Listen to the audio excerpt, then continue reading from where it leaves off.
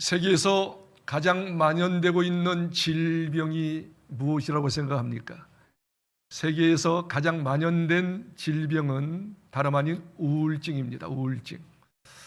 여러분, 우울증에 대해서 잘 아십니까? 우울증은 한 4가지 정도 증세가 나타나는데, 첫 번째 증세는 우울한 겁니다. 그야말로 우울한 거예요. 기쁨이 없는 거예요. 만족이 없는 거예요. 왜 사는지 몰라요. 우울해요. 두 번째는 무기력합니다. 무기력해요. 힘이 없어요. 의욕이 없어요. 뭐 할 줄을 모르겠어요. 너무 상심이 돼가지고 절망이 돼가지고 힘이 없는 모습들. 그러다 보니까 중심에 짜증이 납니다. 모든 게 불평불만이 많아요. 그리고 4번째 현상은 아주 화가, 분노가 치밀어오는, 말하면 큰 소리 합니다. 그리고 정신적으로 육신적으로 아프기 시작해요. 왜 이렇게 아픈지. 특별히 병이 있어서 아픈 게 아니에요. 그냥 마음이 아픈 거고 그냥 몸이 찌부릇하고 힘이 없는 거예요. 그리고 그러다 보니까 최종적으로 이런 생각이에요. 살아서 뭐해 씨. 살아서 뭐해 씨 하고서 결국 극단적인 선택까지 생각하는 경우가 우울증 환자의 모습입니다. 여러분 자신은 좀 어떻습니까? 우리나라 통계도 우울증 환자들이 계속 증가하는 걸 볼 수가 있어요. 2018년도 지금부터 7년 전에 통계를 보니까 75만 명이에요. 75만 명. 그런데 3년 후, 물론 코로나 영향도 있습니다만은 2021년도에 우리 우울증 환자 우리나라에서 바로 91만이 됐습니다. 91만. 지금 현재는 2022년부터 지금까지 계속 증가하면서 현재는 100만 명이 훨씬 넘습니다. 100만 명이 훨씬 넘습니다. 근데 남자보다 여성들이 더 우울증 환자들이 많습니다. 한 2배가 더 많아요. 2배가 더 많아요. 그러면 이 우울증 환자들이 왜 생기느냐? 4가지 원인이 있습니다. 4가지 원인. 첫째, 한번 점검해보면, 첫째는 뭐냐면 심한 충격적인 어떤 일이 생겼을 때, 심한 충격적인 일이 생겼을 때 우울증이 걸린다는 것입니다. 예를 들어서 말입니다. 심한 충격은 요즘에 이 경제가 너무 어렵잖아요. 빚이 너무 많은 거 있잖아요. 빚을 갚을 길이 없어. 도저히 생각해봐도 이 빚을 갚을 길이 없어. 그리고 어떻게 해요? 실제적으로 부도가 나는 거예요. 경매가 되고 부도가 나는 거예요. 그 심한 충격을 받았을 때 앞으로 어떻게 살 것인가 말이야. 그때 가장 우울증 증세가 나타난다는 겁니다. 그 다음에 2번째 나타나는 현상은 잘 보세요. 첫째는 경제죠. 그 다음에 질병입니다. 정말 진단을 해보니까 말이에요. 검진을 해보니까 불치병이야. 암이라는 거예요. 충격이죠. 그런 충격이 어디 있어요? 아찔하잖아요. 앞으로 어떻게 살 것인가 말이지. 그리고 이 가족 중에 아주 가까운 사람들에게 사별했을 때, 이 땅을 떠났을 때 그 충격은 또 이루 말할 수 없는 것이죠. 그리고 각종의 사건, 사고가 일어났을 때 그 충격 때문에 오는 것이 우울증이라는 거예요. 그 다음에 2번째 우울증 증상은 뭐냐, 어떻게 오느냐 하면 2번째는 유전적이라는 거예요. 할아버지가 그런 우리 부모님이 우울증 환자가 있으면 반드시 자녀들이 우울증 환자가 2배에서 10배 이상 증가된다는 것이죠.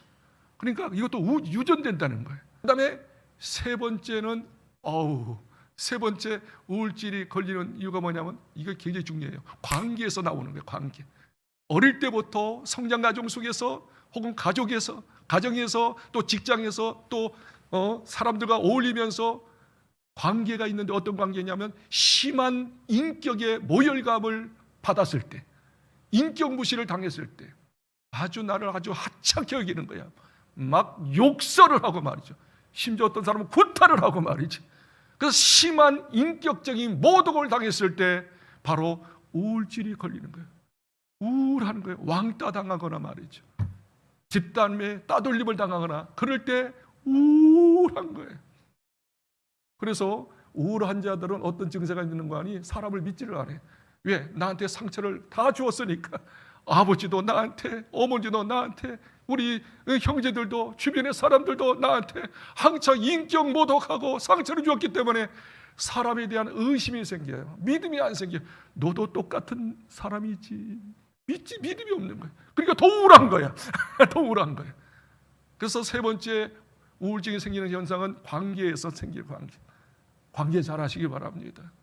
좀 격려하고 일을 좀 해주셨으면 좋겠어. 그냥. 그 다음에 4번째 우울증이 걸리는 현상이 뭐냐면 죄 때문입니다. 공개적으로 드러나는 죄, 그리고 이게 참 중요해. 자기만 알고 있는 죄 있잖아요. 인간은 영적인 존재이기 때문에, 양심의 존재이기 때문에 자기만 알고 있는 죄를 지을 때 자기도 모르게 어떻게 해요? 죄책감 때문에 우울해지는 거예요. 난 못된 놈이야.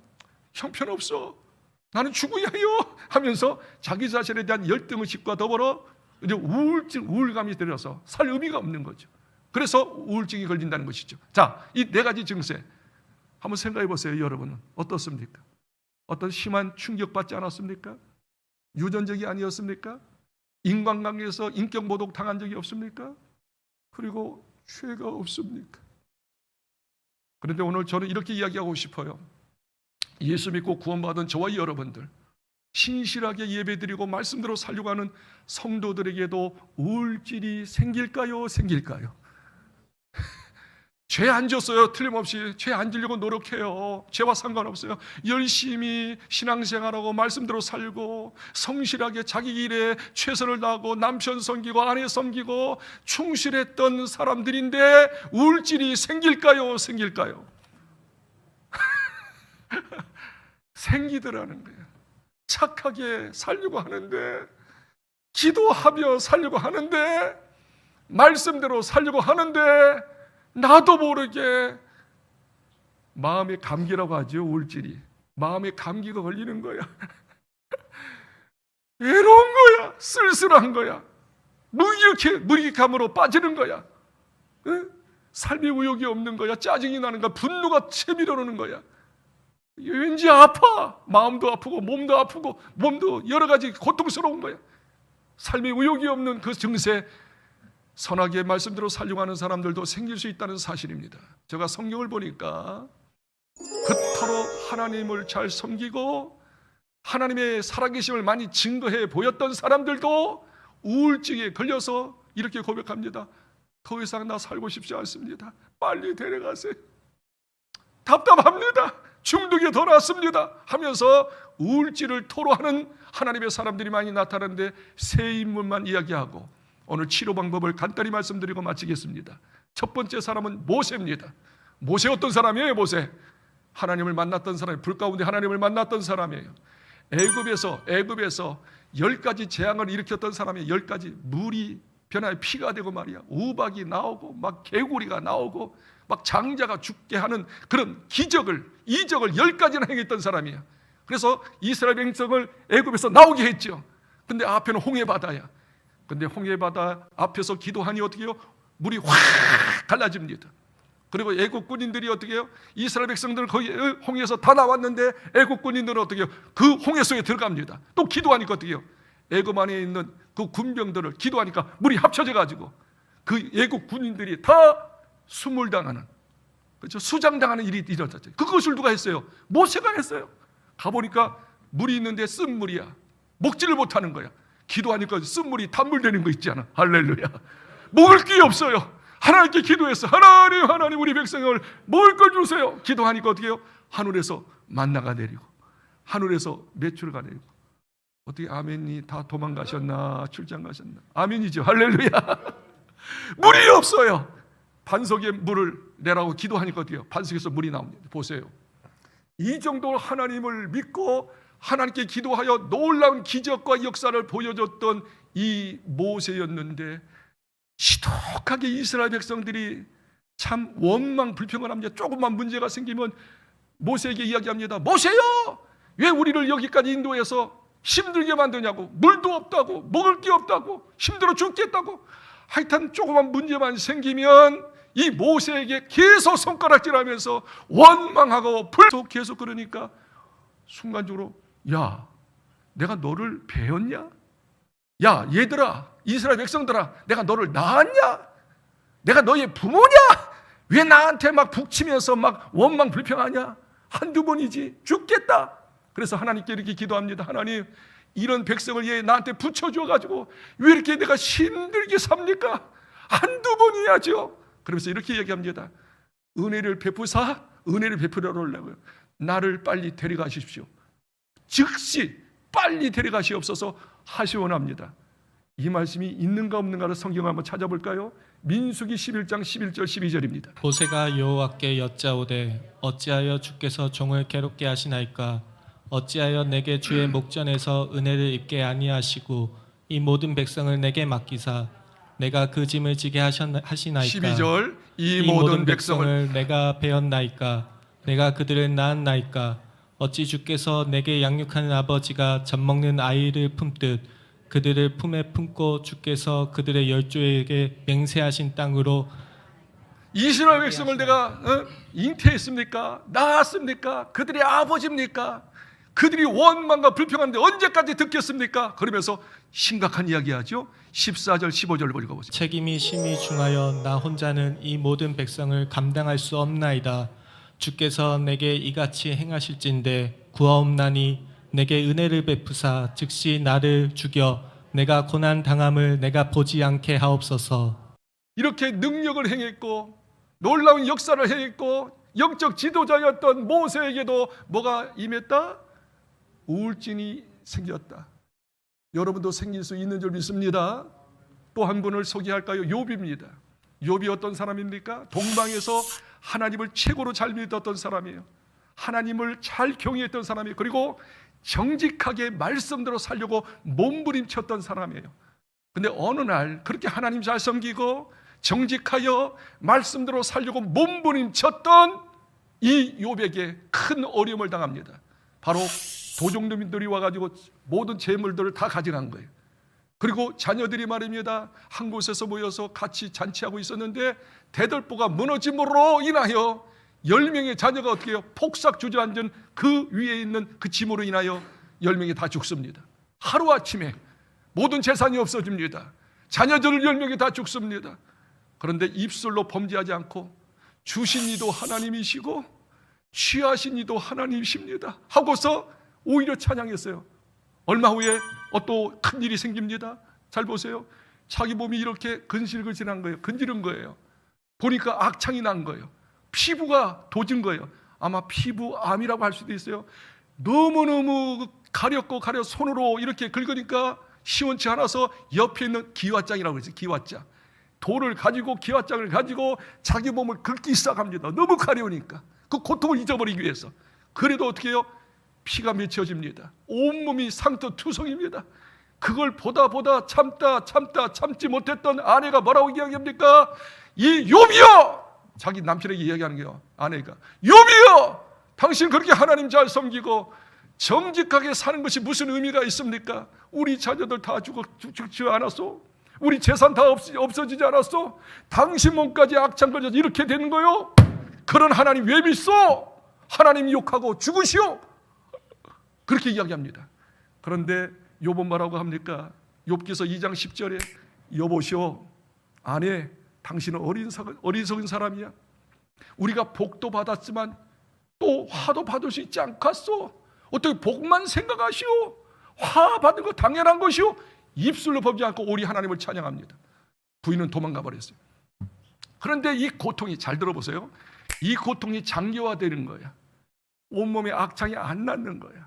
물질이 회복되지가 않는 거야. 뭐 자녀가 뭐 한꺼번에 뭐 또 나옵니까? 자녀가 없는 거야.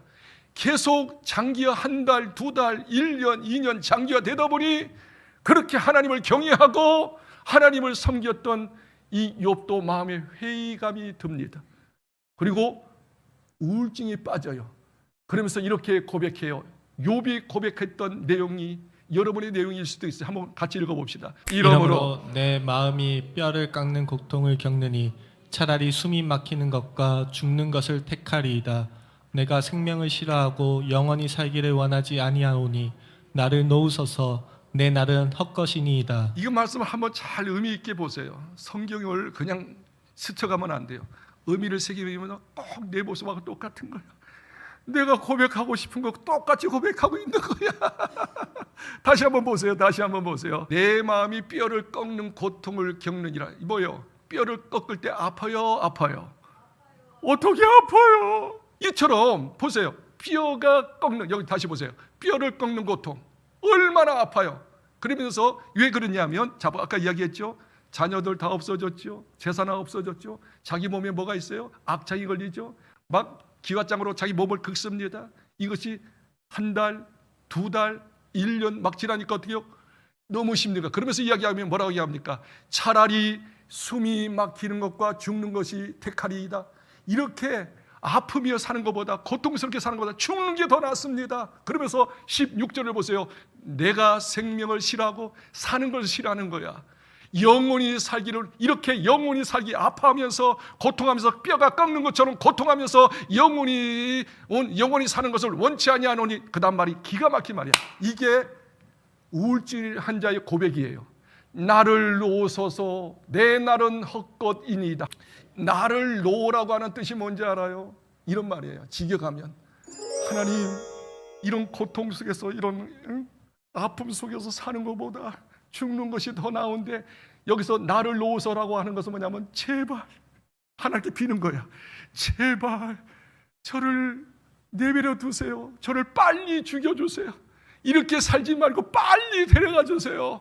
내가 앞으로 사는 것이 헛날입니다. 의미가 하나도 없습니다. 소망이 없습니다. 지금 당장 데려가려고 비는 거야. 얼마나 삶이 힘들었으면, 고통스러웠으면.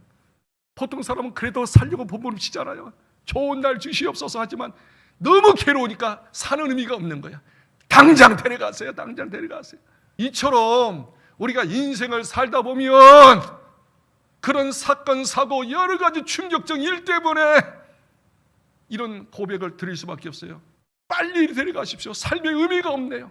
죽는 게 차라리 더 낫습니다. 자, 이제 마지막으로 엘리야 이야기하고 정리하면서 마치도록 하겠는데, 한번 들어보세요. 엘리야는 어떤 사람이었습니까? 엘리야라고 하는 이름의 뜻은 뭐냐면 여호와는 나의 하나님이라는 뜻이에요. 엘리야는 어릴 때부터 지금까지 오저지 온전히 하나님을 섬기며 하나님의 영광을 위해서 살았던 사람. 하나님은, 여호와는 나의 하나님입니다. 구약에 하나님의 사람들, 하나님의 인물들이 많이 있는데 대표적인 인물이 누구냐면 마태복음 17장 3절에 보니까 하나님이 보여주셨어요. 모세와 엘리야를 딱 보여주셨어요. 이게 뭐냐면 구약의 대표적인 하나님의 사람이에요. 모세, 율법의 사람. 엘리야, 능력의 선지자. 그래서 엘리야의 생애를 보면, 성경을 잘 보면 엘리야의 생애 가운데 얼마나 많이 기적을 많이 베풀었는지 몰라요. 예를 들어서 3년 6개월 동안 가뭄이 있었으면 먹을 것이 하나도 없었어요. 그런데 어쩌면요, 하나님께서 다른 사람을 막 굶어서 죽어가는데 하나님은 까마귀를 통해서 먹을 것을 아침과 저녁에 떡과 고기를 계속 공수해 주는 거예요. 그 가운데 살아난 거예요. 그리고 살았다 가보의 집에 가니까 먹을 게 없는 거야. 밀가루가 떨어지는 거야. 기름이 없는 거야. 한 번 먹고 끝낼 수밖에 없는 조그만 양이 있는 거야. 기도해 주니까 어떻게 해요? 계속 밀가루가 생겨나요. 진짜 할렐루야죠. 이게 엘리야가. 그 다음에 어떻게 해요? 기름에도 어떻게 해요? 기름이 떨어지지 않고 3년 6개월 동안 밀가루가 떨어지지 않고 통에 기름이 떨어지지 않고 살게 되어졌다. 누가 한 거예요? 엘리야가 한 거예요. 이 사르밧 가보에 아들이 있었어요. 외아들이 있었는데 그가 죽어버렸어요. 그때 엘리야가 기도하니까 죽은 자가 살아난 줄 믿습니다. 더 놀라운 것은 열왕기상 18장에 보니까 어떻게 해요? 그 당시에 이세벨, 아주 지독한 왕후인데, 이 왕후가 이방 여자인데, 이 왕후가 되면서 이방의 신을 가져온 거 아니에요. 바알실, 아사라신, 하나님을 섬기는 이스라엘 민족인데 말이죠. 이 에이세벨이 이 바알을 섬깁니다. 아세라를 섬깁니다. 그래서 가뭄이 일어난 거예요. 3년 반 동안. 하나님께서 말씀하십니다. 엘리야야, 너희 민족이 이렇게 가뭄이 된 것은 바알과 아세라를 섬긴 거야. 바알과 아세라는 거짓신이야. 이 바알과 아세라신과 나 여호와와 대결하라. 영적인 전투를 해라. 그래서 갈멜산상에 그래서 전투를 하기 시작합니다. 바알 선지, 아세라 850 선지자, 거짓 선지자 850과 엘리야 850대 1 제단을 쌓았어요. 제물을 올려놨어요. 그리고 불을 긋지 않고 하늘에서 불이 내리도록 우리 기도하자. 그래, 너희부터 기도하라. 바알과 아세라 선지자들이 기도합니다. 아침부터 오후까지. 흔적이 없어요. 역사가 일어나지 않아요. 온몸에 칼을 대잖아요. 피를 내잖아요. 그래도 불이 없어요. 내버려쳐! 엘리야가 말입니다. 마지막으로 저녁 늦게 기도합니다. 아브라함의 하나님, 이삭의 하나님, 야곱의 하나님, 나의 하나님, 모든 백성들에게 살아계신 하나님이 살아계심을 보여주옵소서, 보여주옵소서 기도하니까 어쩌면요, 그 하늘에서 불이 내려가지고 모든 제단을 태운 줄 믿으시기 바랍니다. 바알 선지, 아세라 선지 850명 그 자리에서 즉사 죽여버렸어요. 대승리했어요. 그런데 이제부터 문제가 생깁니다. 이세벨이 자기가 믿는 바알 신과 아세라 선지자들을 850명을 죽였다는 그걸 듣고 서신을 보냅니다. 엘리야에게 보내는 거예요. 뭐라고 서신 보냅니까? 엘리야, 내일 이맘때에 내가 너를 죽여버리겠다. 만일 내가 너를 죽이지 않으면 내가 믿는 바알 신과 아세라 신이 나에게 벌 위에 벌을 내릴 것이다. 반드시 나는 너를 죽이고 말 것이다. 그 서신을 딱 받고 난 다음에 그렇게 의기양양하고 기적을 행하고 놀라운 역사를 행했던 엘리야가 두려움에 떨기 시작합니다. 그리고 도망갑니다. 그때부터 뭐가 생겨요? 우울증이 생긴 거예요. 한번 성경 보십시다. 자, 19장 4절입니다. 자기 자신은 광야로 들어가 하루길쯤 가서 한 로덴나무 아래에서 앉아서 자기가 죽기를 원하여 이르되 여호와여 넉넉하오니 지금 내 생명을 거두시옵소서. 나는 내 조상들보다 낫지 못하니이다 하고. 네, 잘 들어보십시오. 노덴나무 그런 아래에서 하나님, 이제 이세벨이 나를 죽이려고 합니다. 무서워서 난 견딜 수 없나이다. 그러니 빨리 내 목숨을 앗아가시옵소서. 죽여주옵소서. 내가 조상의 하나님의 사람들보다 나는 못하니이다. 이제 형편없습니다. 앞으로 할 의욕이 하나도 없습니다. 나를 빨리 데려가시옵소서. 완전히 절망과 좌절 속에 오로지 한 가지만 생각합니다. 죽여주세요. 살 의미 없습니다. 이런 환경 속에서 무슨 의미가 있단 말입니까? 죽는 것이 최선의 방법입니다. 죽여주옵소서. 죽여주옵소서. 자, 완전히 절망 가운데 우울증에 빠졌던 엘리야를 하나님께서 어떻게 우울증에서 해방시켜 주셨나요? 자, 이것부터 정리합시다. 하나님 잘 믿는 사람도, 직분 있어서 열심히 봉사하는 사람도, 저처럼 이렇게 설교하는 사람도 우울증이 생길 수 있다 없다? 있다. 왜냐하면 생각지 못했던 상황이, 어려움의 상황이 여러분의 사건 사고가 빚어질 수 있으니까. 그렇죠? 주변의 사람들이 나를 모욕하고 말이죠, 원망불평할 수 있으니까 등등등의 여러 가지 요소 때문에 내 마음이 울적할 수가 있더라고 말이에요. 무기력할 수가 있다 그 말이죠. 짜증이 날 수 있다 그 말이죠. 분노가 치밀을 수가 있단 말이죠. 그리고 온몸이 아파 죽겠는 거야. 그냥 아파. 그냥 의욕이 없는 거야. 그럴 수 있어요? 있어요. 그렇다면 이런 엘리야에게 어떻게 그 우울증에서 우리 하나님이 해결해 주셨나요? 세 가지인데 오늘 시간상 한 가지만 말씀드리겠어요. 한 가지만. 그거 뭐냐면 놀라운 방법이에요. 바로 스킨십을 시켰다는 거예요. 우울 환자에게 가장 중요한 치료법은 스킨십입니다. 스킨십이 뭡니까? 입 맞추는 겁니까? 그거 아니죠. 스킨십이라는 정의는 이겁니다. 마주 보는 거예요. 그 사람을 뚫어지게 쳐다보는 거예요. 어디가 힘든 것이 없나 말이죠. 그러면서 어떻게 해요? 안아주는 거예요.